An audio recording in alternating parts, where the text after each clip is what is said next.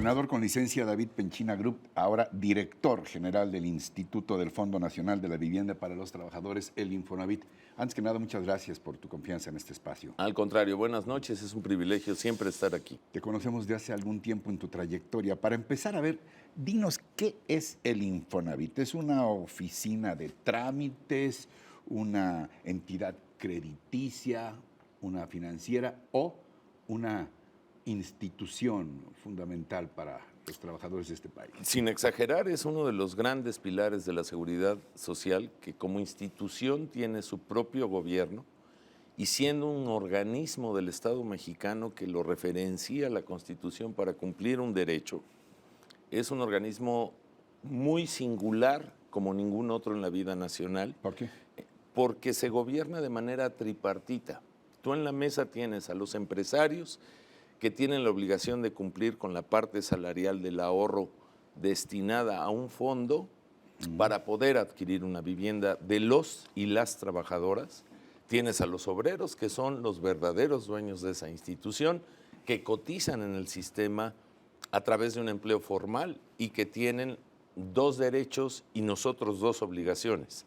Poder adquirir una vivienda es su derecho y es una aspiración, yo creo que de toda persona, de toda familia, fundamental, un derecho legítima. humano, digamos, más allá. Es un derecho humano, de hecho la Constitución lo consagra como un derecho humano y lo articula posteriormente en el 123 de la Constitución como una obligación del Estado mexicano de dotar de las herramientas convenientes para hacerlo.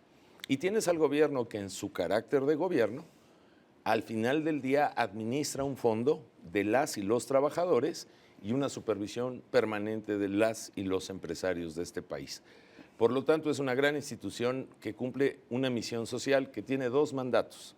Adquisición de vivienda para el derechohabiente, no son acreditados, son derechohabientes, por eso son los dueños del instituto, y tenemos la obligación de preservar a todos los que usen el crédito o los que no usen el crédito para su vivienda, de preservar el valor de sus ahorros depositados en la subcuenta de vivienda. Es lo que se llama un fondo mutualista, de mutua ayuda, donde un conjunto de personas depositan sus recursos y los administran para adquirir vivienda o bien en el futuro para su retiro, que aspiramos a que sea digno. Ahora, ¿qué instrucciones te dio el presidente Peña Nieto al nombrarte como director del Infonavit? Y bueno, tú eres un hombre de metas también. ¿Cuáles te has impuesto a ti mismo para esta gestión? El señor presidente me distinguió y es un honor que quiero cumplir con resultados. Creo que esa es la principal de las lealtades en este ejercicio de la política, de cuidar a las y los trabajadores. Que nos enfoquemos en buscar fórmulas financieras para que accedan de manera más importante y de mejor seguridad a su derecho a la vivienda a través de un crédito, el de preservar el valor de sus viviendas, que lo hagamos con transparencia y honestidad de cara a las y los trabajadores y que sigamos siendo un gran motor de la economía, Ricardo. El Infonavit es la hipotecaria más grande de América Latina. Por sí sola tiene más cartera hipotecaria que toda la banca junta en este país y es una de las grandes hipotecarias del mundo. Y por lo tanto, este es un instituto que hoy con las reformas financieras, en conjunto con la banca y articulando políticas con el Ejecutivo Federal, podemos hacer coincidir políticas públicas que mejoren la calidad de vida de las y los trabajadores. Se trata de acceder a una vivienda digna. Para que haya una vivienda digna, no solo tiene que estar bien construida con sus servicios de agua, luz, seguridad, drenaje, etcétera. Tenemos que impulsar políticas que les haga que su casa esté cerca de sus centros de trabajo, porque si no el costo de una vivienda no solo es pagar tu hipoteca, sino también el costo de traslados, los hijos, la escuela. ¿Cuántas escuelas hay en conjuntos del Infonavit? ¿Cuántas tomas de luz? ¿Cuántos parques de recreación familiar podemos, junto con el gobierno, que esa no es una tarea del Infonavit, articular políticas? Y esa es la instrucción del presidente, mejorar la calidad de vida de las y los trabajadores, y este es un instrumento, yo diría, invaluable, precioso, para poder alcanzar ese objetivo. Además de estos propósitos, digamos, de carácter humanitario, que me parecen muy sensibles, tú eres un experto en temas económicos y por ahí mencionaste hace una o dos respuestas que el Infonavit era un motor de la economía. ¿cuántas actividades económicas se ven beneficiadas o repercutidas por la construcción de vivienda? 60 ramas industriales, prácticamente todas ellas no generan inflación, son economía interna, generan flujos de bienestar en la cadena productiva, lo mismo en la producción de una tonelada de cemento, de grava, de varilla, de vidrio, de aluminio, en donde subyacen muchas actividades y generamos muchos empleos. ¿Cuáles son mis objetivos a partir de la instrucción presidencial? Más y mejor crédito, mejor accesibilidad a la vivienda, innovar en fórmulas financieras para que el ahorro de los trabajadores tenga ganancias y el futuro en su retiro sea digno y decoroso. Y también generar políticas públicas en donde pensemos en el dueño del Infonavit. El dueño del Infonavit no somos nosotros, son de verdad las y los trabajadores. ¿Cómo atendemos a la derechohabiencia? ¿Cómo le hacemos más accesible el pago de su hipoteca? ¿Cómo lo hacemos de forma más transparente? ¿Cómo hacemos que en ese padrón de beneficiarios de la gran familia Infonavit nos centramos en ese cliente o en ese ahorrador que lo tenemos en millones de personas para que de manera masiva podamos acceder a diferentes opciones? Hay gente que quiere comprar una vivienda, hay gente que la quiere mejorar, hay gente que la quiere ampliar, hay gente que no quiere en propiedad, quiere en renta una vivienda. El espectro social y el fenómeno de la migración del campo a la ciudad de este siglo y de finales del siglo pasado nos ha generado una presión donde el Infonavit, y esa es la imaginación y la instrucción del presidente, tiene que evolucionar pensando en cómo atiende esa masa humana, en donde atrás de ella hay historias de vida, hay hijos formándose, hay familias enteras.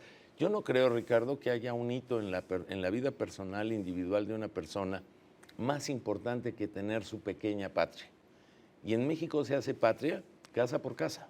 Hagámoslo bien, porque en la medida que tengamos una vivienda que queramos, que sea una aspiración, que sea un objetivo, como todos cuando formamos una familia, queramos más este país. Dos preguntas finales a reserva de lo que tú quieras puntualizar. ¿Cómo piensas lograr esto en un momento de entorno difícil económicamente a nivel global? Ya tenemos todos muy claro lo que está pasando con los precios del petróleo a la baja, el dólar al alza. ¿Cómo le vas a hacer? Hay un recorte presupuestal importante, también significativo en el país. Es una gran pregunta, Ricardo. El Infonavit no solo no tiene problemas con los recortes, el Infonavit no tiene un solo peso de presupuesto federal. Se financia por las cuotas de los y las trabajadoras de México. Y por lo tanto es un portento de reactivación económica y de contención de este choque externo que hemos vivido por el petróleo, por las crisis internacionales a la que la humanidad no ha escapado nadie. Por lo tanto, si tenemos innovación, creatividad, si sabemos aprovechar las reformas que impulsó el presidente, que algo me tocó vivir de eso, es tiempo de consolidar y que el Infonavit se vuelva no solo un contenedor de la crisis, sino un motor de la actividad económica que genera mucho empleo, pero lo más importante, mercado interno y genera bienestar. Este país necesita de señales de bienestar, necesita que en su humor social los políticos con transparencia utilicemos toda nuestra imaginación, toda nuestra capacidad y todo nuestro compromiso para ser equipo no de un solo gobierno, sino de todo un país. Y creo que en esa etapa, el Infonavit, otros fondos de vivienda con los que queremos trabajar juntos, la banca privada, los sectores que son una gran oportunidad, empresarios, obreros, gobierno, de una mesa de tres patas, donde tomamos decisiones juntos, podemos hacer una labor de la que le podamos rendir cuentas a las y los trabajadores de México. David, te cito, durante tu discurso de toma de protesta, te dijiste comprometido a lograr un instituto con eficacia operativa que consolide su sentido social y que enfrente con energía e imaginación el reto de poner primero a los trabajadores. ¿Cómo hacer de una institución ya tan consolidada como el Infonavit una entidad moderna, imaginativa, yo diría hasta audaz, que esté acorde con los nuevos tiempos? Usemos la fuerza de la gente, que es la dueña del Infonavit. Pongamos la información, generemos una obligación y responsabilidad de ida y vuelta. Hagamos que el trabajador sienta suyo a un instituto que es de ellos. Ricardo, Hay pocas marcas en este país tan consolidadas como instituciones pilares de la seguridad social. Sin duda alguna, una de ellas es el Infonavit.